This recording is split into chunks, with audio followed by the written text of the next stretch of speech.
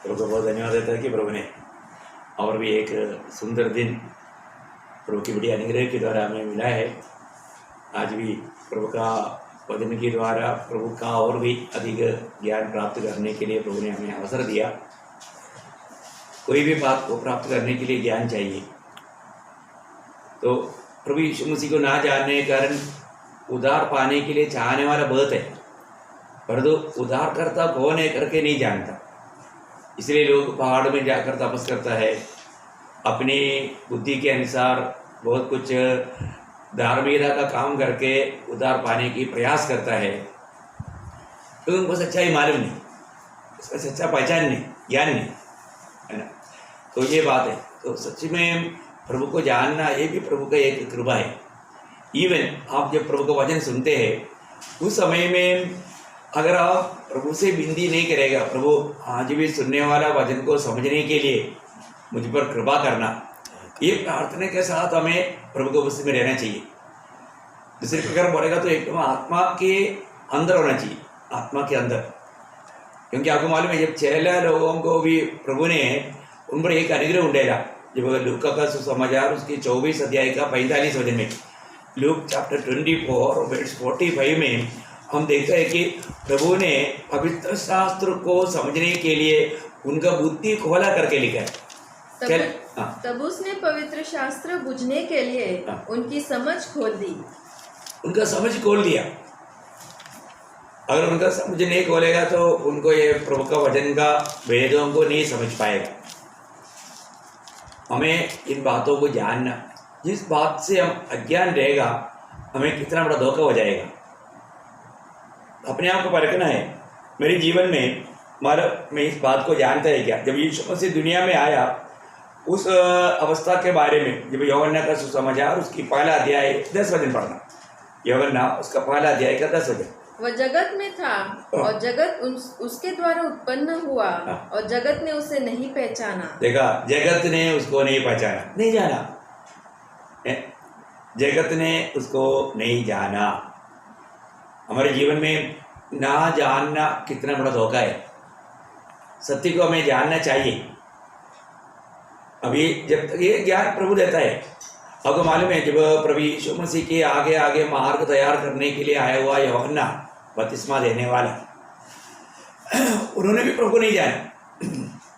वो खुद गवाही देता है ना। यूहन्ना का सुसमाचार उसकी पहला अध्याय उसका 31 वचन पढ़ना। मैं तो उसे पहचानता न था। देखा, मैं उन्हें पहचाना नहीं था। देखिए उसका 33 वचन में भी शुरू पढ़ना। मैं तो उसे पहचानता नहीं था। देखा, मैं उनको नहीं पहचाना। देखिए प्रभु को ना जानने से कितना बड़ा धोखा होता है।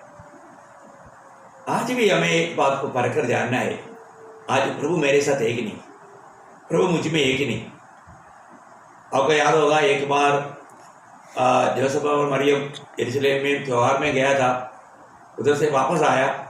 वापस आने के टाइम पर उनका विचार ये था कि यीशु हमारे साथ है, और विश्वास से चला। लेकिन वहाँ पर जब लूका का सुसमाचार उसका दूसरा अध्याय उसका 47 बजे पढ़ना, लूका 43। जब वे उन दिनों को पूरा करके लौटने लगे तो बालक यीशु यरूशलेम में रह गया और यह उसके माता पिता नहीं जानते थे। देखो, यीशु मसीह वहां पर रह गया, उनका माता पिता नहीं जाया। कई जगह पर जाने के टाइम पर हम प्रभु को छोड़कर चले जाते हैं, है ना। हमारे साथ प्रभु होगा करके हम सोचेगा, लेकिन प्रभु हमारे साथ नहीं। अभी यहाँ पर माँ बाप को बहुत बड़ा धोखा हुआ, उन्होंने सोचा यीशु हमारे साथ है, लेकिन यीशु यरूशलेम में रह गया। बाकी मिशन आपको मालूम है। मैं बोलने का अर्थ क्या है कि आज भी हम प्रभु को कहाँ तक जानते हैं। हम बोलते हैं मैं प्रभु यीशु मसीह पर विश्वास करता हूँ, मैंने उद्धार पाया, प्रभु मेरे लिए बड़े बड़े काम किया, बहुत लंबा गवाही देता है। परंतु अभी भी जैसे मैं प्रभु को जानना चाहिए, जानते हैं क्या? तो हमें रोज प्रभु को जानना है। जितना भी जानेगा तो भी वो जानकारी बहुत कम रहेगा। प्रभु को ना जानने वाले लोग प्रभु के बारे में क्या क्या बोलते हैं, और उनके जीवन में वो एक विजय जीवन नहीं बिता पाता। सही प्रकार प्रभु को जानने वाला व्यक्ति ही एक विजय जीवन बिता पाएगा। उसके एक दृष्टांत में बोलेगा तो प्रेरित पौलुस एक गवाही देता है, दूसरा तिमोथी उसका पहला अध्याय का 12 वचन में, दूसरा तिमोथी उसका पहला अध्याय का 12 वचन। इस कारण मैं इन दुखों को भी उठाता हूँ पर लज्जाता नहीं, क्योंकि मैं उसे जिस पर मैंने विश्वास किया है जानता हूँ। देखिए, मैं उसको जानता हूँ जिस पर मैंने विश्वास किया। एक बहुत बड़ी बात है। ये सारा दुखों को मैं क्यों उठाता हूँ? जिस पर मैंने विश्वास किया मैं उसको जानता हूँ, क्योंकि ये मेरा दुख उड़ाना, ये संकट मेरे जीवन में जो आता है वो सब सहना, ये व्यर्थ नहीं। ये सारे बात आनंददायक के फायदा के लिए है करके मैं जानता हूँ। आगे पढ़ना। और मुझे निश्चय है कि वह मेरी धरोहर की उस दिन तक रखवाली कर सकता है। देखिए, बहुत बड़ी बात है। बोलेगा तो मैं जो भी प्रभु में कार्य किया है वो काम मुझे नष्ट नहीं होगा, व्यर्थ नहीं होगा। मुझे मालूम है मेरा प्रभु कौन है, वो कितना विश्वास योग्य परमेश्वर है। हमारे जीवन में एक बात को जानना, हमने जिस पर विश्वास किया वो सच्चा जिंदा प्रभु है। वो कभी भी किसी प्रकार भी हमें धोखा नहीं देगा। उस प्रभु का बुलावा पाने के बाद में प्रभु की इच्छा के अंदर बना रहना। एक मसीह जीवन अपनी इच्छा का नहीं, खुद की इच्छा का नहीं, परमेश्वर की इच्छा में बना रहना, प्रभु की इच्छा में बना रहना। वास्तव में प्रभु यीशु मसीह का सच्चा ज्ञान, प्रभु यीशु मसीह की सच्चा पहचान हमें इनकारने में, अपने आप को इनकारने में, दुनिया को इनकारने में, अपनी अभिलाषाओं को इनकारने में हमें कुछ दिक्कत नहीं होता। आज भी लोग प्रभु को नहीं जानता। प्रभु को ना जानने का प्रभु का भय नहीं। ये ना जान करके जीवन बिताने का खतरा कितना भयंकर है, बहुत लोग नहीं जानता। मैं आपको बहुत विनती करता हूँ, आपको प्रभु ने बहुत प्यार किया है, आप प्रभु का प्यार का पात्र है। हमें दुनिया में जन्म लिया तो प्रभु का प्यार मिला, इसलिए, नहीं तो हमारा जन्म नहीं होता था। हम अपनी माँ की हमारे गर्भ में जब आया, वो प्रभु का हमारे प्रति प्रेम है। नहीं तो जिस अभी आपको मालूम है कि जब तक उस माँ के पेड़ में इतनी ऐसा वाला जीव था, वो जीव में से एक में था। मुझे प्यार करने के कारण मुझे वहाँ पर मतलब रूप पाने का अवसर प्रभु ने दिया। ये प्रभु का प्रेम है। प्रभु मेरे लिए कितना बड़ा ध्यान दिया करके हमें जानना। नहीं तो मेरी माँ का पेट में मेरा जन्म नहीं होता, और कोई होता, लेकिन मुझको ही प्रभु ने पहले से ठहराया था, देखा। और इवन प्रभु ने हमें कितना प्यार दिया, आपको मालूम है। हम चारों तरफ कितनी प्रकार के लोग देखते हैं, कितने प्रकार का अभद्र लोगों को देखते हैं। अपना भी बीच में कई अभद्र लोग हैं। मैं एक बात आपको बताना चाहता हूँ, प्रभु ने हमें कितना सुंदर बनाया। प्रिय, हम प्रभु से कितना आभारी होना चाहिए। ये सब प्रभु ने हमारे लिए किया।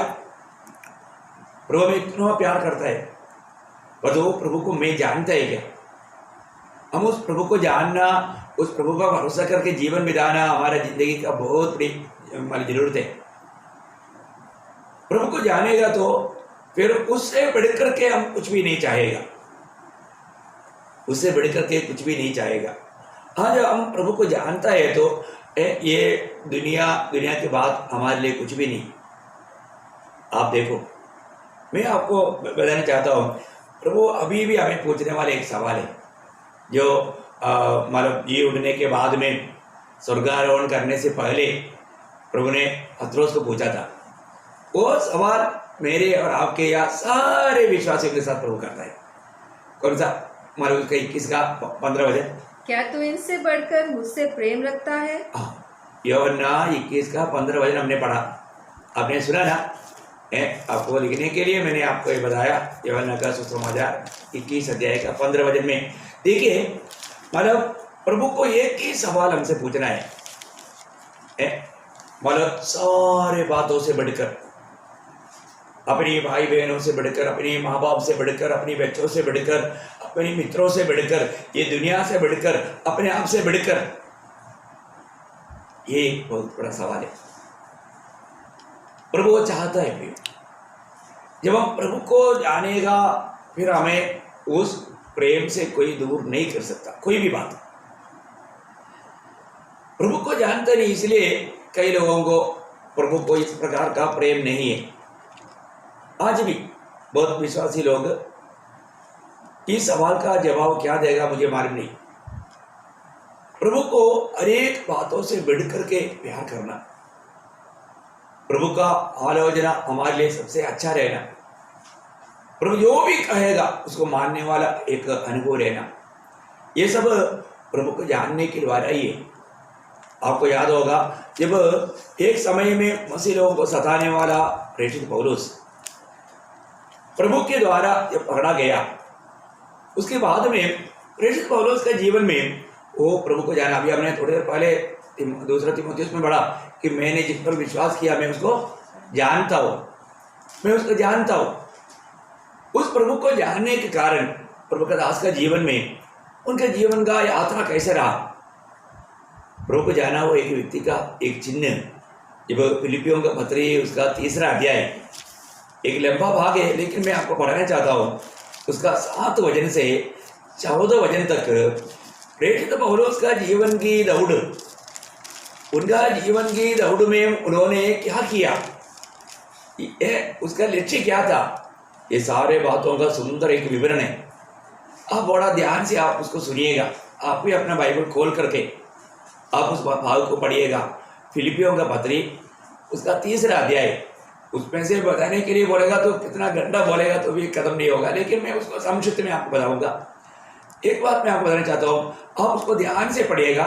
फिलिपियों का पत्री उसका 3रा अध्याय 7 वचन से 14 वचन तक। परंतु जो जो बातें मेरे लाभ की थी उन्हीं को मैंने मसीह के कारण हानि समझ लिया है, वरन मैं अपने प्रभु मसीह यीशु की पहचान की उत्तमता के कारण सब बातों को हानि समझता हूँ, जिसके कारण मैंने सब वस्तुओं की हानि उठाई और उन्हें कूड़ा समझता हूँ, जिससे मैं मसीह को प्राप्त करूँ। जिससे मैं मसीह को प्राप्त करूँ। पहले बात मैं थोड़ा सा बीच में रुकता हूँ। देखिए, उन्होंने मसीह को प्राप्त करने के लिए उनका जीवन के लक्ष्य में क्या है, दुनिया प्राप्त करना नहीं। दुनिया आपको मालूम है, दुनिया और दुनिया की बातें नाश होने वाला बात है। प्रियो, हम लोग बुढ़ापा पाने के बाद में उस आनंदता की बातों पर, जो हमेशा बना रहने वाले बातों पर हमारा लक्ष्य होना चाहिए। अभी प्रेषित पौलुस का सबसे बड़ी बात, ये दुनिया के लाभ की बातों को उन्होंने एकदम कचरा, एकदम रद्दी है ना, मतलब कोई लायक नहीं, इस रीति में उन बातों को उन्होंने फेंक दिया। उसकी डिग्रियों को फेंक दिया है, उसकी पदवियों को फेंक दिया, उसकी दुनिया में मिलने वाला आदर सम्मान को सबको छोड़ दिया। अब देखो प्रियो, उन्होंने क्या क्या छोड़ा। वो इतना महान व्यक्ति था, वो व्यक्ति ने वो सारे पदवियों को त्यागा, ये दुनिया का सुख को छोड़ा, दुनिया के लोगों के बीच में जो आदर सम्मान था वो सब त्याग दिया। क्यों? क्योंकि मैं मसीह को प्राप्त करूं, मुझे यीशु मसीह प्राप्त होना है। ये एक सच्चा बुढ़ाट पाया हुआ एक व्यक्ति का लक्ष्य रहना चाहिए। अभी आगे बढ़िए। और उसमें पाया जाओ। मैं हमेशा मसीह में पाया जाऊं। मुझे और कोई भी सिंहासन नहीं चाहिए, मुझे दुनिया का कोई भी और पदवी नहीं चाहिए, मैं और कहीं भी ना पाया जाना, मैं हमेशा मसीह में पाया जाना। कितना बड़ा इच्छा है, मैं मसीह में पाया जाऊं, मैं मसीह को प्राप्त करूं। और आगे, न कि अपनी उस धार्मिकता के साथ जो व्यवस्था से है। देखिए, उस धार्मिकता जो व्यवस्था से मिलने वाला, उस धार्मिकता में मैं धर्मी नहीं बन सकता है करके प्रेषित पौलुस ने अच्छी तरफ जाना। जबकि वो एक प्रकार व्यवस्था के अनुसार एक अनन्य व्यक्ति था करके हम लोग उसी अध्याय में जब 5-6 वचन में उन्होंने अपना पुराना जीवन का वो धार्मिकता का लेवल बताने के समय में वो बात भी अभी पढ़ेंगे। वो 3रा अध्याय का 5 वचन भी। 8वें दिन मेरा खतना हुआ। देखिए, एक इस्राएली या एक यहूदी के लिए प्रभु ने मूसा को दिया हुआ व्यवस्था के अनुसार, अब्राहम को दिया हुआ व्यवस्था के अनुसार वो करना बहुत जरूरी था। मूसा और बाकी लोग वो आचरण किया, अनेक लोगों ने वो आचरण किया। इसलिए क्लियर प्रभु ने मौसे को ये बात दोहराया है। तो बहुत बड़ी बात है कि हमारे जीवन में एक बात को जानना। वो 8वां दिन खतना हुआ। हाँ। इज़राइल के वंश और बिन्यामीन के गोत्र का हो, इब्रानियों का इब्रानी हो, व्यवस्था के विषय में यदि कहो तो फरीसी हो, उत्साह के विषय में यदि कहो तो कलीसिया का सताने वाला, और व्यवस्था की धार्मिकता के विषय में यदि कहो तो व्यवस्था की धार्मिकता के अनुसार अगर कहे तो निर्दोष था। निर्दोष था। देखिए बोलने के मतलब वो एक फरीसी होने के कारण वो प्रभु के वचन को, व्यवस्थाओं को अच्छी तरह, और वो भी आपको मालूम है उस समय का सबसे महान ज्ञानी आदमी गमालियल की पादस्थान में बैठ करके शिक्षण पाया वो व्यक्ति है प्रेषित पौलुस। आप सोचिए वो इतना एक मानव धर्मी व्यक्ति था, परंतु उस धार्मिकता में प्रभु के दृष्टि में उसका कोई मूल्य नहीं। इसलिए वो कहता है मैं अपने उस धार्मिकता के अनुसार नहीं जो व्यवस्था से होता है, क्योंकि व्यवस्था के अनुसार कोई भी धर्मी नहीं बनता। तो सबसे बड़ी बात मतलब उसके अनुसार दुनिया के रीति में, दुनिया के दृष्टि में वो एक महत्व व्यक्ति था। पर यहाँ पर वो कहता है वरन उस धार्मिकता के साथ जो मसीह पर विश्वास करने के कारण है। देखो मसीह पर विश्वास करने के द्वारा मिलने वाला वो धार्मिकता पर मैं आज भरोसा करता हूँ। व्यवस्था के अनुसार मिलने वाला वो धार्मिकता मुझे प्रभु के सामने खड़ा होने का लायक नहीं बनाता। आज भी प्रभु में आने के बाद में कई लोग सोचता है मैं कुछ सोशल वर्क करेगा तो, कुछ अच्छा काम करेगा तो मतलब मुझे प्रभु के सामने खड़ा होने के लिए योग्यता मिलेगा। नहीं प्रियो, हमारा कितना भी अच्छा काम जो हम स्वयं करता है, स्वबुद्धि से करता है, अपनी ताकत से करता है, प्रियो वो काम स्वर्ग में बिल्कुल काम का नहीं, कोई मूल्य नहीं। आप प्रभु में आने के बाद अच्छा काम नहीं करना, मैं ऐसे नहीं बोल रहा हूँ, अच्छा काम अपनी तरफ से मत करो, वो भी प्रभु की प्रेम में, प्रभु की आत्मा के अनुसार करना है। इसलिए प्रभु में आने के बाद बहुत लोगों का काम जब परखा जाएगा वो लोग दोषी ठहरेगा, क्योंकि उन्होंने बहुत से काम किया इंसानियत में किया। वो एक इंसानियत की बात जो स्वयं से जो होता है वो बात में, और प्रभु की आत्मा की प्रेरणा से जो होता है, प्रभु जो हमारे में होकर करता है, उसमें बहुत अंतर है। पर तो बहुत लोग इस बात को नहीं पहचानता, और ये अंदर अगर नहीं समझेगा उस दिन वो लज्जित हो जाएगा, क्योंकि वो बहुत घमंड करके बैठा था कि मैंने बहुत अच्छा काम किया है, मैंने बहुत लोगों को सेवा किया, मैंने बहुत तकलीफ उठाया, मैंने कष्ट सगा, ऐसा वो सोचता है। और तो कुछ भी प्रभु की दृष्टि में कुछ भी मूल्यवान नहीं, क्योंकि वो सब करने के टाइम पर भी उसके अंदर एक इच्छा था, सब लोग मुझे धर्मी जाने, सब लोग मुझको एक धर्मी जाने, मैं प्रभु में बहुत बड़ा भक्त है, ऐसा लोग जाने, ऐसा एक इच्छा, वो इच्छा उसको ये काम करवा रहा था। प्रियो, हमारे अंदर प्रभु का प्रेम नहीं, मैं नहीं, मसीह मुझ में जी रहा है, मसीह की प्रेम हमको विवेश करना। अभी यहाँ पर जो भी काम पौलुस ने किया वो प्रभु के प्रेम में विवेश होकर किया, वो व्यवस्था की कोई धार्मिकता के ऊपर मतलब बंधित होकर के नहीं, मसीह के प्यार में। इसलिए वो बोलता है उस धार्मिकता पर मैं विश्वास करता हूँ जो मसीह पर विश्वास करने के द्वारा मिलता है, मेरे उस धार्मिकता के अनुसार नहीं जो व्यवस्था से मैं जो करता था। कितना अनोखी बात है। और आगे, और उस धार्मिकता के साथ जो मसीह पर विश्वास करने के कारण है और परमेश्वर की ओर से विश्वास करने पर मिलती है। देखो, प्रभु की ओर से विश्वास करने पर विश्वासियों को मिलने वाला उस धार्मिकता के अनुसार अभी वो दौड़ रहा है। और आगे, ताकि मैं उसको और उसके मृत्युजय की सामर्थ को और उसके साथ दुखों में सहभागी होने के मर्ग को जानूं और उसकी मृत्यु की समानता को प्राप्त करूं, कि मैं किसी भी रीति से मरे हुओं में से जी उठने के पद तक पहुंचूं। यह मतलब नहीं कि मैं पा चुका हूँ। देखिए, यहाँ पर भी प्रेषित पौलुस मतलब रोज रोज प्रभु के लिए, प्रभु का महिमा के लिए जीवन बिता रहा है, और वो कभी भी ये तसल्ली नहीं खाया हाँ मैं पूर्ण बन गया है, अभी मुझे कुछ ऐसा कोई, मैं प्रभु को जान लिया है, मतलब अभी मुझे जानने की कोई ज़रूरत नहीं, मैंने प्रभु को पाया है, मैंने उद्धार पाया है, मैंने नया जन्म पाया है, है ना, मतलब मैंने बहुत कुछ त्यागा है, ऐसा कभी सोच करके उन्होंने रुका नहीं। वो बोलता है कि अभी भी मुझे प्रभु को प्राप्त करना है। मैं अभी ये नहीं बोलता है कि मैं एकदम प्रभु में सिद्ध हो गया है, अभी भी मुझे कोई जरूरत नहीं प्रियो, हमेशा ये जीवन की यात्रा में आखिरी क्षण तक हमें प्रभु को प्राप्त करते रहना है। हमें प्रभु का सहायता चाहिए। हम अपनी बल में कुछ नहीं कर सकता। हर क्षण हर पल हम प्रभु के भरोसे पर, प्रभु को चाहते हुए प्रभु के सहारे में जीना है। अभी ये हमारा कितना सुंदर वर्णन प्रेषित पौलुस कहता है। और आगे, यह मतलब नहीं कि मैं पा चुका हूँ या सिद्ध हो चुका हूँ, उस पर उस पदार्थ को पकड़ने के लिए दौड़ा चला जाता हूँ जिसके लिए मसीह यीशु ने मुझे पकड़ा था।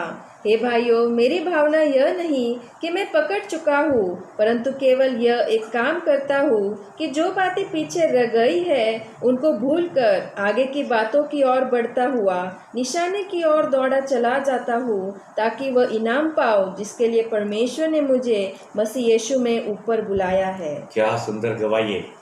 मतलब हमारे जीवन में हमें मिला हुआ बुलाहट को अच्छी तरह जानना, उस बुलाहट के अनुसार ये जीवन यात्रा पूरा करने में प्रभु की सहायता हमेशा हम लोग मतलब मांगते रहना, या उस पर भरोसा करके जीवन बिताना, उसका सहारा लेना। कितना बड़ा हमारा गहरा अभिलाषा है कि मैं प्रभु के साथ उस दुखों में शामिल होकर के, है ना, प्रभु यीशु मसीह की उस मृत्यु का उस भेदों को जानूं, है ना, उसके लिए उस संकट में मतलब उतरने के लिए प्रभु का दास तैयार है। बहुत बड़ी बात है भैया। हमारे प्रभु यीशु मसीह हमारे लिए जो गया हुआ मार्ग में हमें चलते चलेगा, तभी हम उसका भेदों को जान पाएगा। ये जल्दी समझ में आने वाली बात नहीं। प्रभु की बुलाहट पाने के बाद में उस बुलाहट का योग्य जीवन बिताना, ये बहुत श्रेष्ठ बात है। प्रभु दास ने उस बात को पहचाना, मुझे कहाँ के लिए बुलाया और इस बुलाहट में मुझे किस प्रकार का कार्य करना है। रोज रोज हमें मसीह की प्यार से वंचित करने वाला बहुत बात आएगा। प्रभु दास के जीवन में कितना बात आया आपको मालूम है। लेकिन उन्होंने प्रभु पर भरोसा करके एक दृढ़ निर्णय लिया। उस निर्णय के कारण प्रभु का अनुग्रह उन पर बना रहने के कारण वो विजयी हुआ। आपको मालूम है मतलब कितनी समस्या आया, ये कई समस्याओं में भी प्रेषित पौलुस डगमगा जा सकता था, लेकिन वो नहीं डगमगाया, क्योंकि उसको फिलिपियों 4:13 आपको मालूम है, जो मुझे सामर्थ देता है उसके द्वारा मैं सब कुछ कर सकता हूं करके बोला। प्रभु उसको सामर्थ देता था कष्ट में, प्रतिकूल में।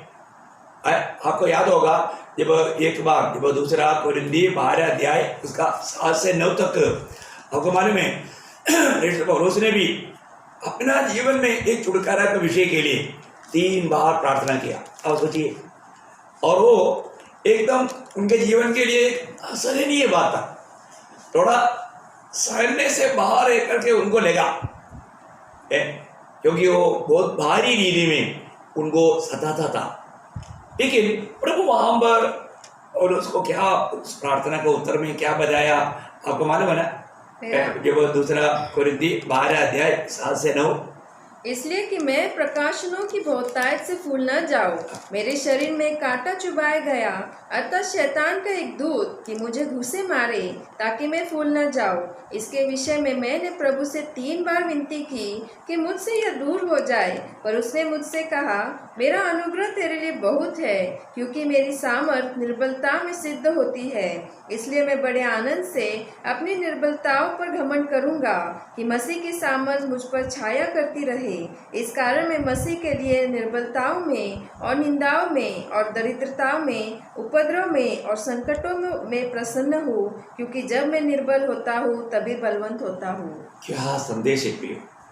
आप थोड़ा सोचिए, अभी मतलब उनको इतना प्रकाशन प्रभु देता था।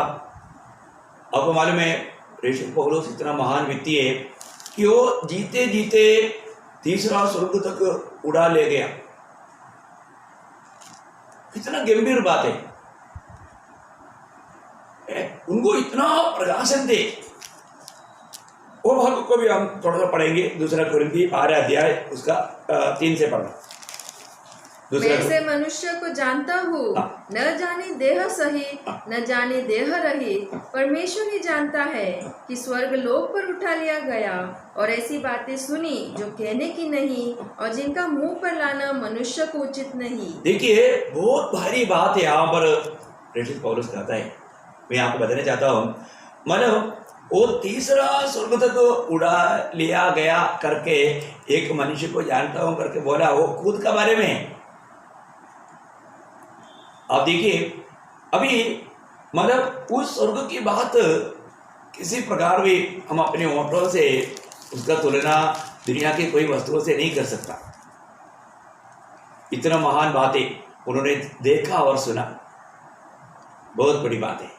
मैं आपको बताना चाहता हूँ, और इतना दर्शन वो आते थे, उस कारण क्या होता, मनुष्य जो कभी भी घमंड में गिर सकता है।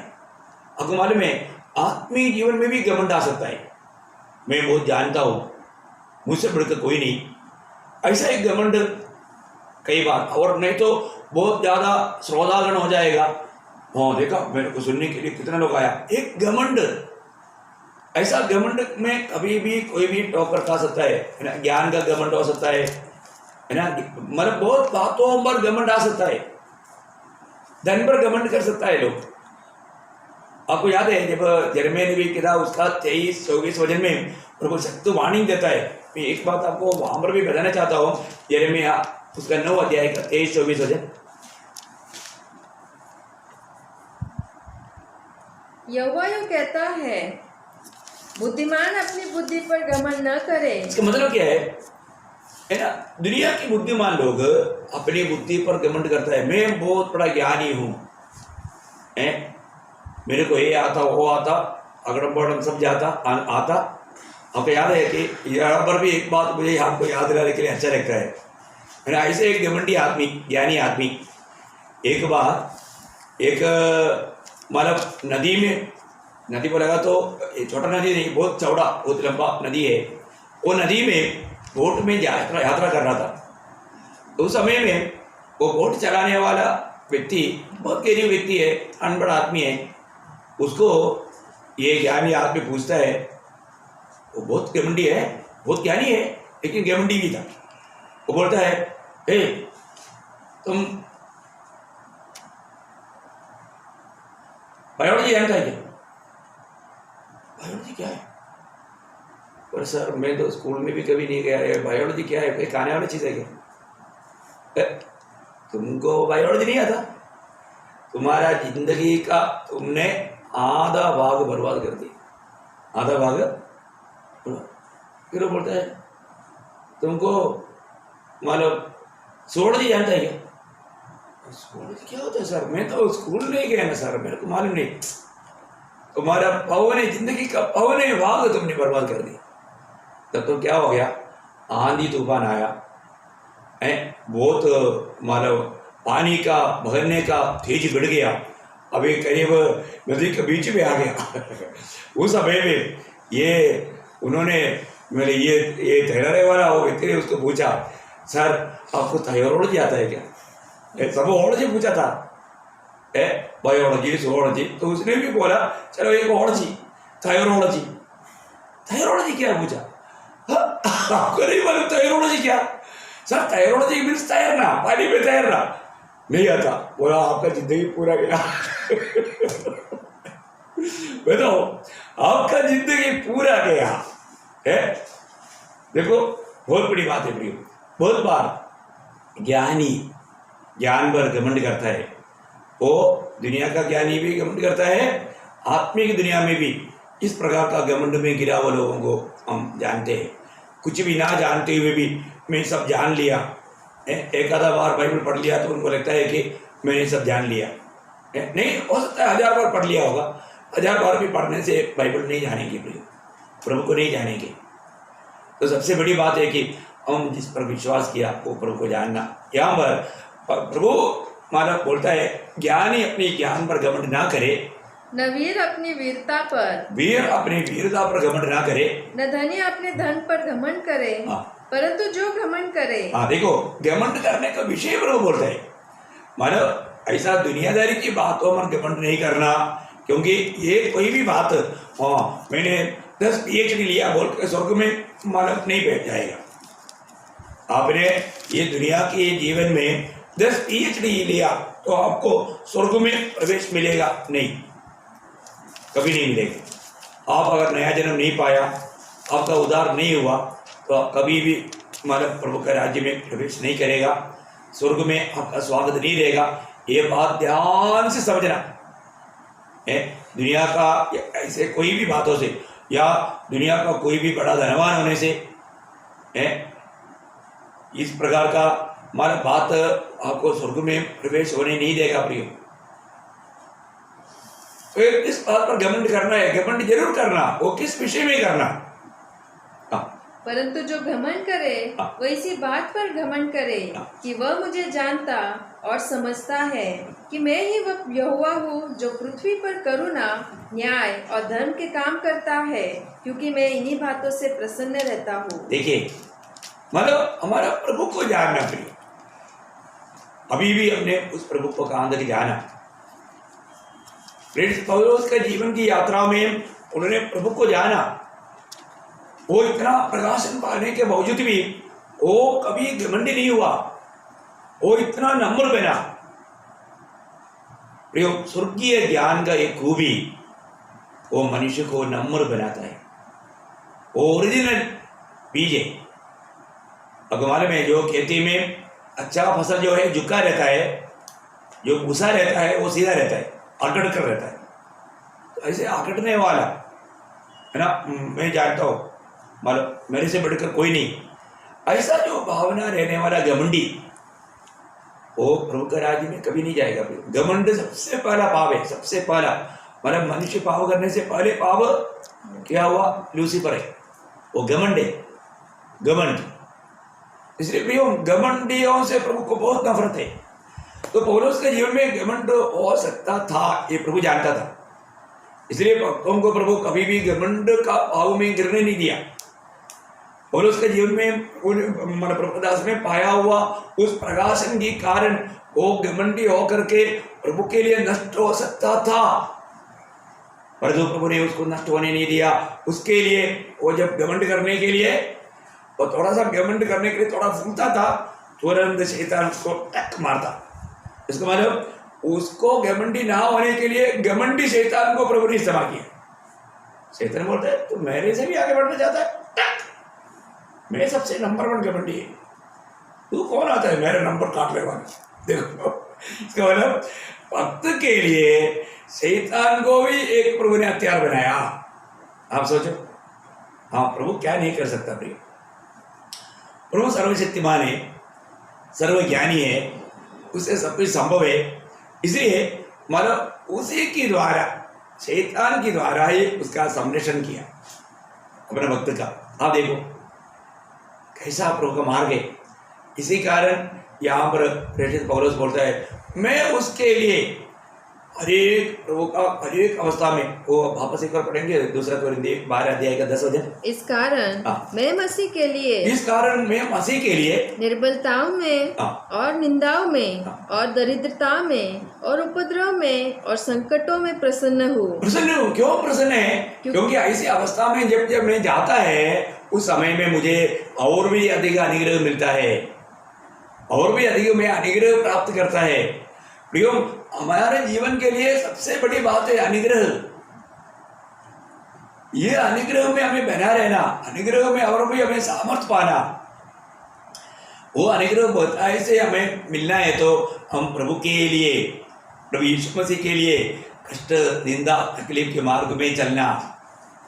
वो मार्ग में चलते रहेगा तो ये हमें ज्यादा प्राप्त होगा।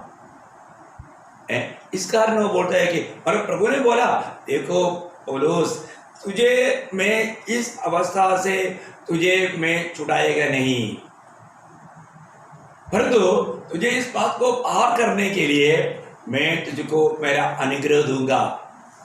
है ना, कई बार हमने सुना है कि एक बार एक बोट जब आ रहा था, विश्वासी लोग उसमें यात्रा में हैं, विश्वासी लोग उसको चला रहे हैं। जब आया तो क्या हो गया, उनको आगे बढ़ने के लिए एक पहाड़ वहाँ पर खड़ा है। अभी वो विश्वासी लोगों ने प्रार्थना शुरू किया, प्रभु हमें हमारा यात्रा आगे बढ़ने के लिए ये पहाड़ हमारे लिए रुकावट है, प्रभु ये पहाड़ को हटाओ, आप इस पहाड़ को हमारे सामने से हटाओ।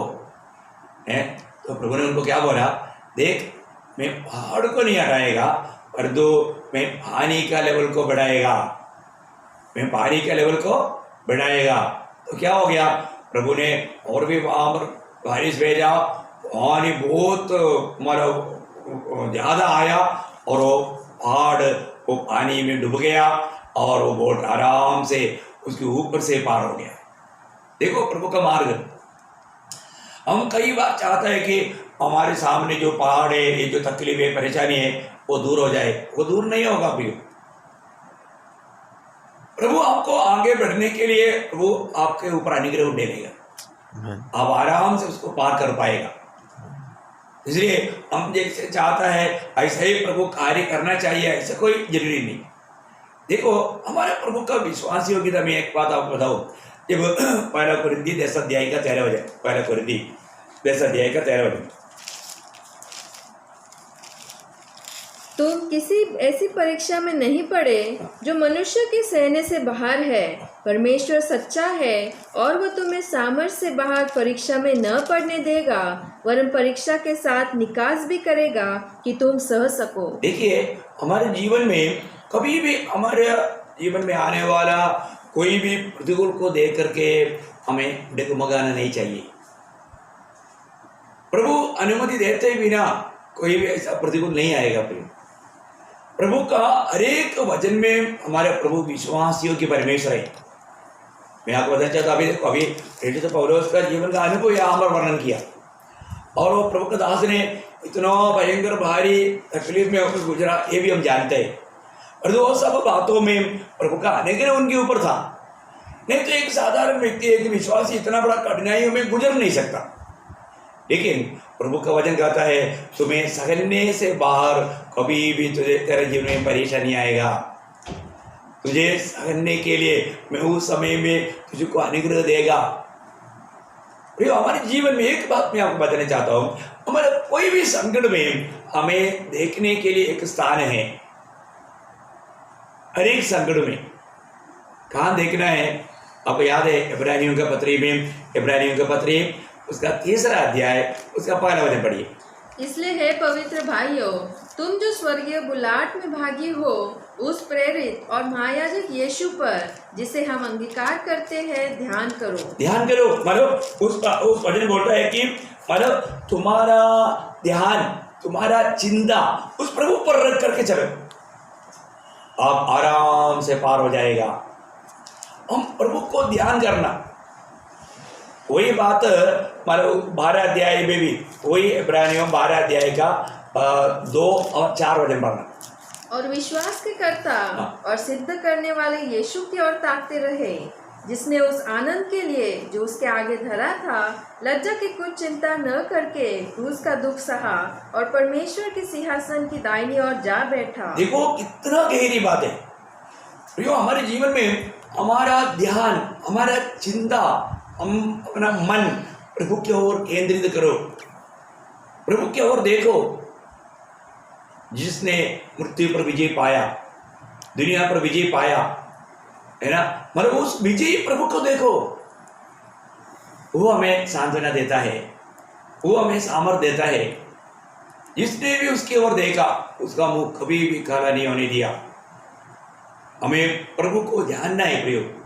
आज बहुत लोगों ने प्रभु को नहीं जाना, है ना। एक बार एक बुद्धिमान व्यक्ति ऐसा प्रचार कर रहा था, मैं आपको कई बार बताया। ये एक बड़ा एक सभा में वो अपना बुद्धि से वो बोलता है कि यीशु ऐसा एक व्यक्ति दुनिया में आया ही नहीं है, ये सब झूठे कहानी है, लोगों को बहकाने वाली बात है।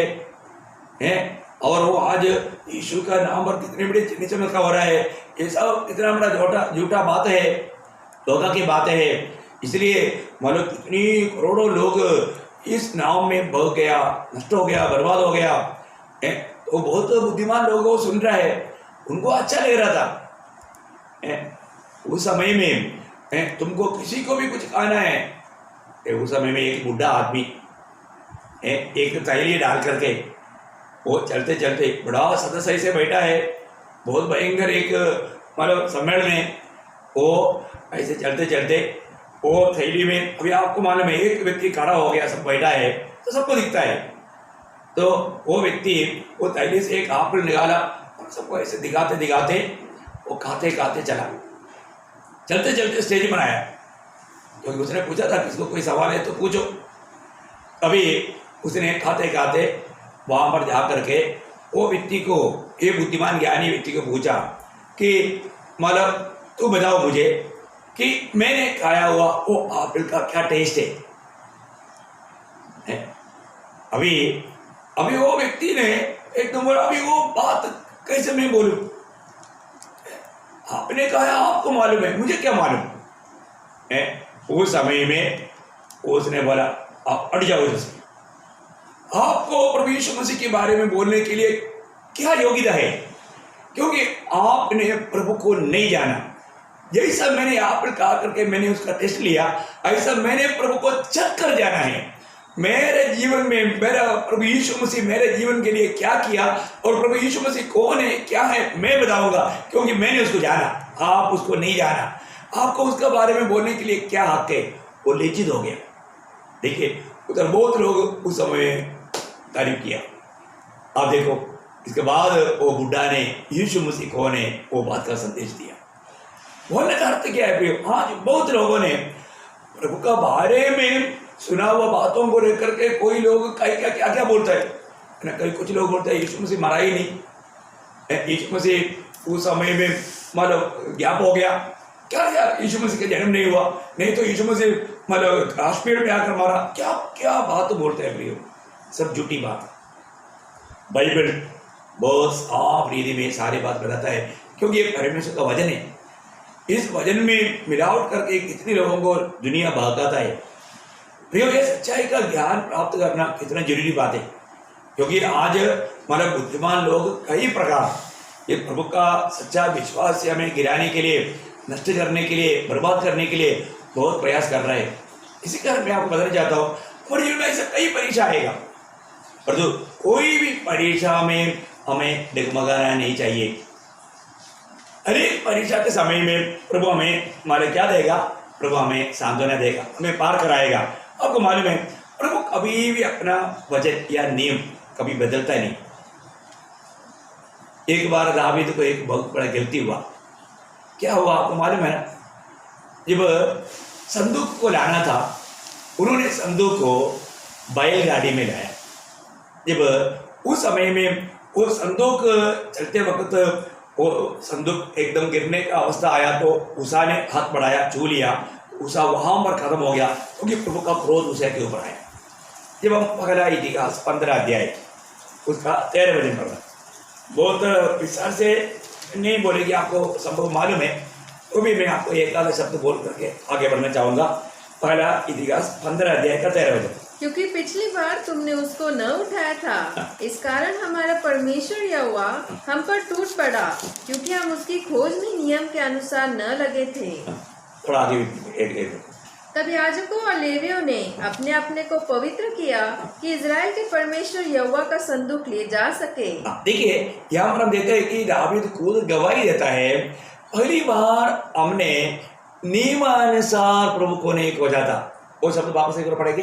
क्योंकि हम उसकी खोज में नियम के अनुसार न लगे थे। हाँ देखा, नियम के अनुसार ना लगे थे। देखिए मैं एक बात आपको बताना चाहता हूँ, प्रभु का हर एक बातों का एक व्यवस्था है प्रिय, वो पुराना नियम में हो या नया नियम में हो, ये बात कभी नहीं भूलना। हमारा प्रभु नियम का परमेश्वर है। अगर नियम तोड़ेगा, प्रभु का वचन तोड़ेगा, प्रभु कभी भी उसको सह नहीं सकता। प्रभु अपना वचन को नहीं बदल सकता। पर मैं आपको बोलता ना, अगर आप बोलते हैं मैं उधार पाया, पर तो अगर आप क्षमा नहीं दिया, आप नरक में जाएगा। आप उधार पाया बोल करके स्वर्ग में कभी नहीं जाएगा। ये प्रभु का वचन है, ये प्रभु का नियम है। आज बहुत लोग ऐसे सोचता है, लेकिन एक बात जानना, उसको जो क्षमा नहीं देता प्रभु उसको क्षमा नहीं दे सकता। एक उदार आया हुआ जन को इसलिए जानना है कि मेरे जीवन में मैं ऐसा कोई व्यक्ति है क्या जिसको मैंने क्षमा नहीं दिया। ये बात मैंने आपको बहुत विस्तार से समझाया। प्रियो, हमें अपने जीवन में परखना, प्रभु कभी भी नियम नहीं तोड़ेगा। अभी प्रभु का दिल के अनुसार चलने वाला दावीद यहाँ पर एक बड़ा धोखा किया। आपको मालूम है क्या हुआ था उसका जीवन में? मतलब उसका 13 अध्याय उसका पहला वचन पढ़ना। दाऊद ने सहस्त्रपतियों, शतपतियों और सब से सलाह ली। देखा, जो प्रभु से सलाह लेना चाहिए था, अभी उन्होंने किससे सलाह लिया है? हाँ, सेना के लोगों को, नेता लोगों से सलाह लिया। मैं आपको बताऊं प्रियो, दुनिया का कितना भी बड़ा बुद्धिमान व्यक्ति का सलाह लेकर के आप कोई भी काम ना करेगा तो इससे बड़ा धोखा कुछ भी नहीं होगा।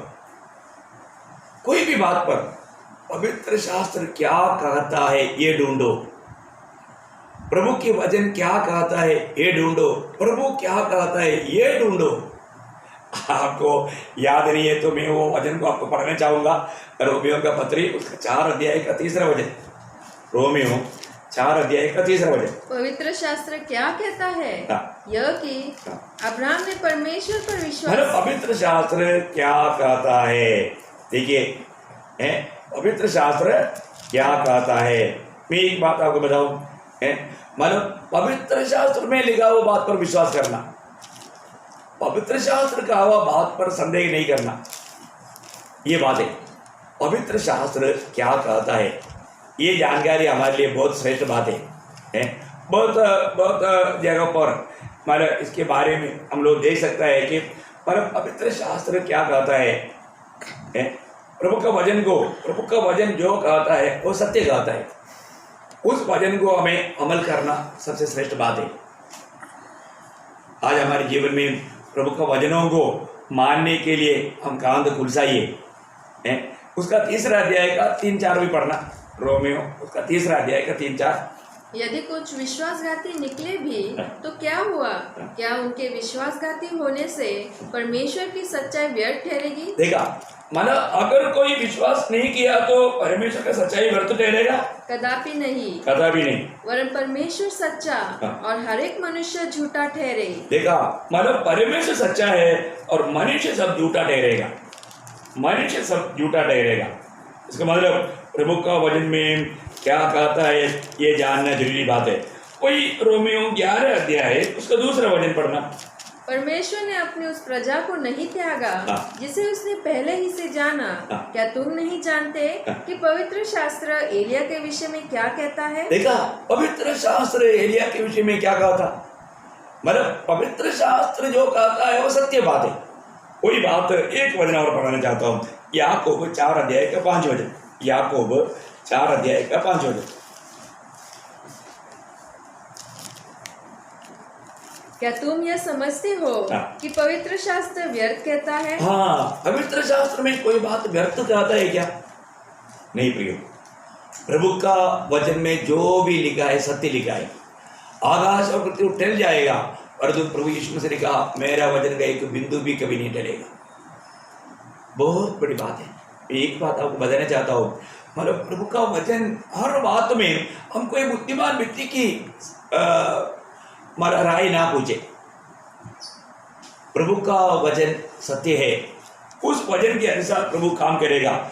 हमें ऐसा गवाही होना चाहिए, हमें वो बात को मानना चाहिए कि मेरे जीवन में मैं प्रभु का वचन को मानता ही कि नहीं, है ना। एक दो बात तो मैं आपका और भी आपको पक्का बनाने के लिए 89 का 34 पढ़िए। 89 का 34 भजन संहिता 89:34। मैं अपनी वाचा न तोड़ूंगा। देखिए, मैं अपनी वाचा नहीं तोड़ूंगा और जो मेरे मुंह से निकल चुका है उसे न बदलूंगा। कितना क्लियर है ना। इसका मतलब क्या है कि हमें इस वचन में बताए हुआ बातों के लिए हमें उस पर थामा रहना चाहिए। इस वचन पर संदेह करना पाप है। प्रभु जो भी कहा हुआ इसमें हमें जो मिला है, इसमें एक भी वचन ये पूरा होगा क्या करके संदेह करना तक पावे, वो सजा पाते बिना नहीं रहेगा। इसका मतलब क्या है कि हमको प्रभु के वचन के साथ आज कैसे संबंध है, प्रभु वचन को हम कहाँ तक मानता है। एक दो वचन पढ़ना, नंबर्स गणना उसका 23 अध्याय का 19 वचन, नंबर्स गणना उसका 23 अध्याय के 19 वचन। ईश्वर मनुष्य नहीं कि झूठ बोले। देखा, बस बस ईश्वर मनुष्य नहीं प्रियो, मनुष्य झूठ बोलता है, परंतु प्रभु झूठ बोलने के लिए वो मनुष्य नहीं। वो जो भी कहता है प्रियो, वो कहा हुआ शब्द जैसा कहा वैसा ही होगा। हाँ तो हाँ, प्रभु ने जो भी बोला वो सब हाँ है, एक भी बात पर ना नहीं। और एक वचन न्यायियों की किताब उसका 2 अध्याय उसका पहला वचन की लास्ट पार्ट, जजेस न्यायियों उसका चैप्टर 2 वर्स 1 उसका लास्ट पार्ट। जो वाचा मैंने तुमसे बांधी है उसे मैं कभी न तोड़ूंगा। देखा, मैं जो भी वाचा तुमसे बांधी है वो मैं कभी नहीं तोड़ेगा। प्रियो, बहुत सुंदर बात है हमारे जीवन में। आज प्रभु का वचनों को पालन करने में, प्रभु के सत्य वचन में बना रहने में हम कहाँ तक उत्साही है, ये बात को हमें परखना। क्या हम गवाही दे पाएंगे कि मैंने जो भी वचन सुना है, मैंने वो वचन को अपने जीवन में लाया, मैं उस वचन में बना रहता हूँ, मैं वो वचन के अनुसार चलता हूँ, मैं प्रभु के नियमों को या वचनों को मैं कभी नहीं इनकारा। ऐसे गवाही हमारे में चाहिए। जैसा हमारे 44 वचन संहिता के 17 वचन में दावीद गवाही देता है, 44 वचन संहिता का 17 वचन, ओ लॉर्ड जीसस, यह सब कुछ हम पर बीता तो भी हम तुझे नहीं भूले, न तेरी वाचा के विषय विश्वासघात किया है। देखिए, मतलब मैंने दावीद बोला करके बोला वो गलत है, कौरव पुत्रों ने गाया, क्योंकि वो उसका कैंटिंग में लिखा है कि ये कौरव पुत्रों का एक ध्यान है। देखिए, यहाँ पर 17 वचन में मतलब वो कौरव पुत्र लोग क्या बोलता है, वापस पढ़ना है। ये सब कुछ हम पर बीता, ये सब कुछ हम पर बीता तो भी हम तुझे नहीं भूले, न तेरी वाचा के विषय विश्वासघात किया है। देखा, तेरे वाचा के साथ विश्वासघात नहीं किया, बोलेगा तो प्रभु का वचन में बना रहा। प्रियो, कौरव पुत्रों का पिता और लोगों के साथ मिलकर के मोशे के साथ बलवा किया और उनके पापों में उनके बच्चा लोग शामिल नहीं हुआ। वो प्रभु का भय मान करके प्रभु के लोगों के साथ मिला रहा, इसलिए वो बच गया। तो सबसे बड़ी बात है हमारे जीवन में ये जानना प्रियो, हमें प्रभु के वचन, प्रभु का नियम जो भी तोड़ेगा वो नुकसान उड़ाएगा, इसमें कोई संदेह नहीं। हमें प्रभु के वचन पर, प्रभु इस वचन के अनुसार न्याय करने वाला एक दिन आएगा।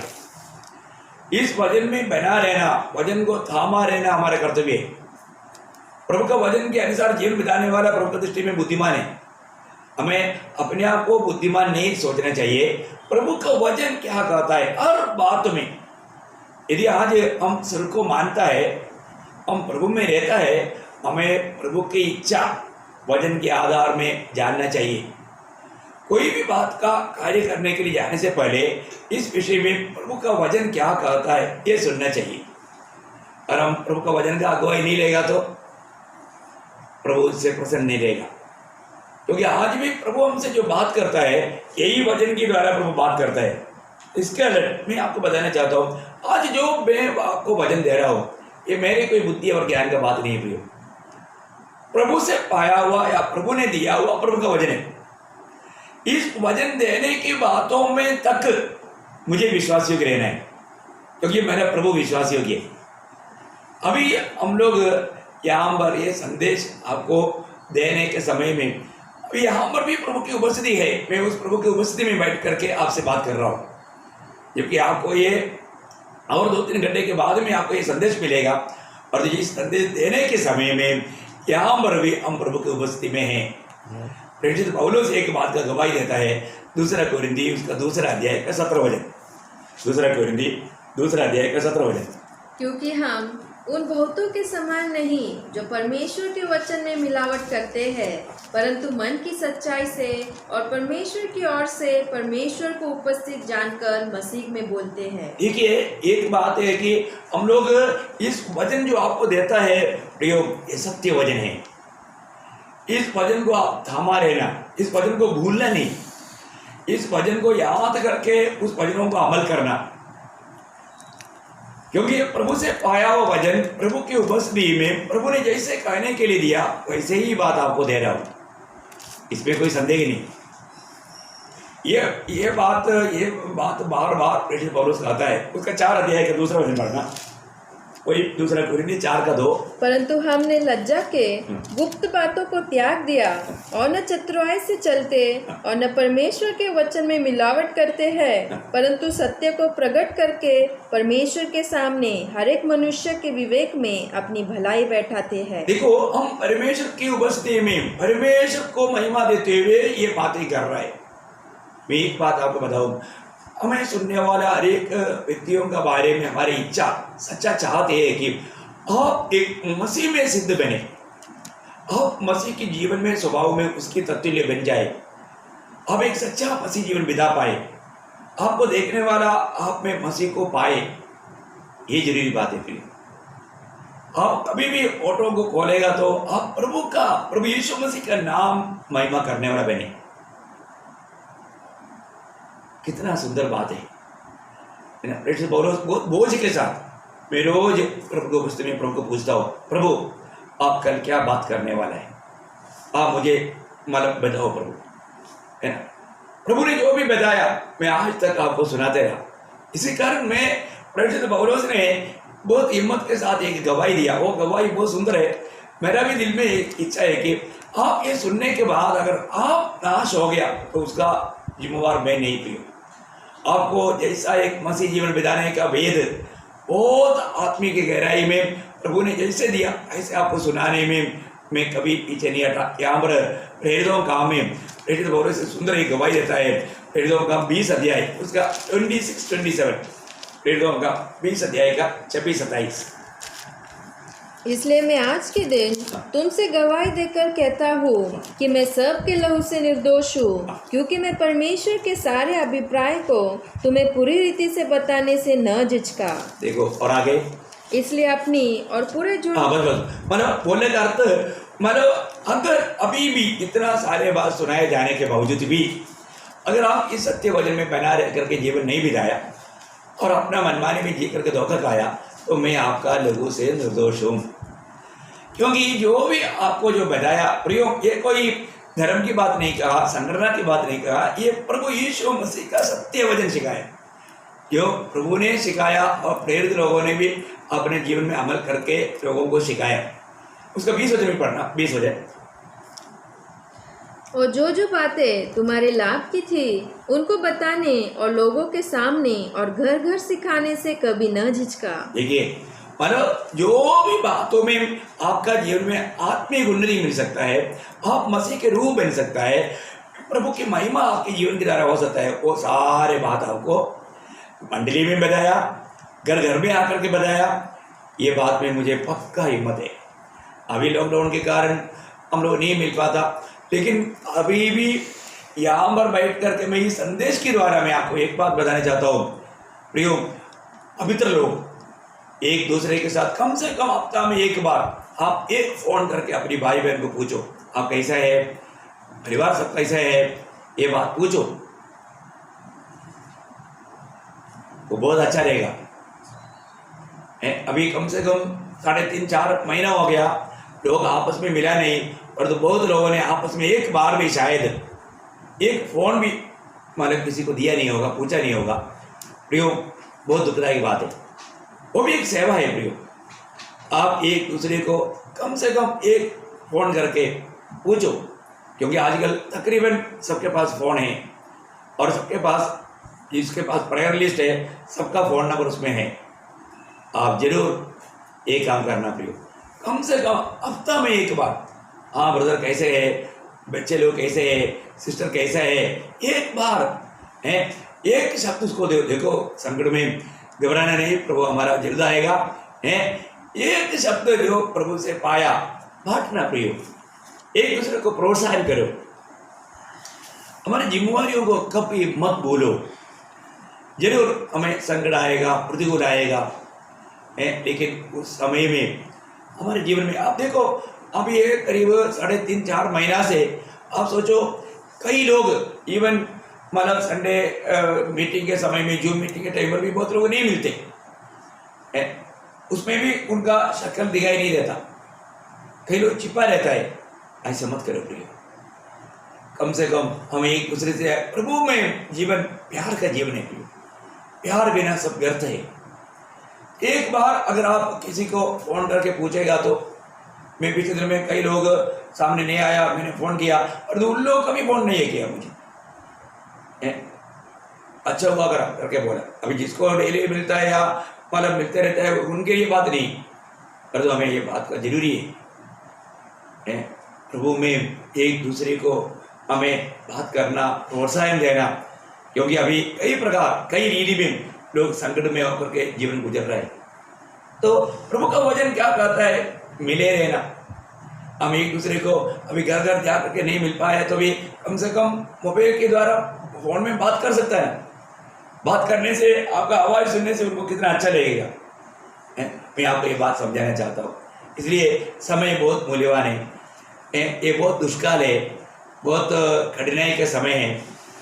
आपको बताया हुआ, समझाया हुआ, एक बात के कारण भी आप धोखा खा सकता है। देखो, मतलब बर्बाद होने के लिए, नष्ट होने के लिए आप बहुत बड़ा गुनहगार बनना कोई जरूरी नहीं। एक कमी आपको जीवन में आपको हरा सकता है, आप धोखा खा सकता है, आप प्रभु से दूर होकर के आप गिर सकता है, ठोकर खा सकता है। आपको ये बात, आपको एक दो वचन जल्दी आपको बताना चाहूँगा। मरकुस का सुसमाचार 10 अध्याय का 21 वचन में आपको मालूम है, वो जो धनवान व्यक्ति प्रभु के पास आया था, वो प्रभु का हर वचन मानने वाला व्यक्ति था।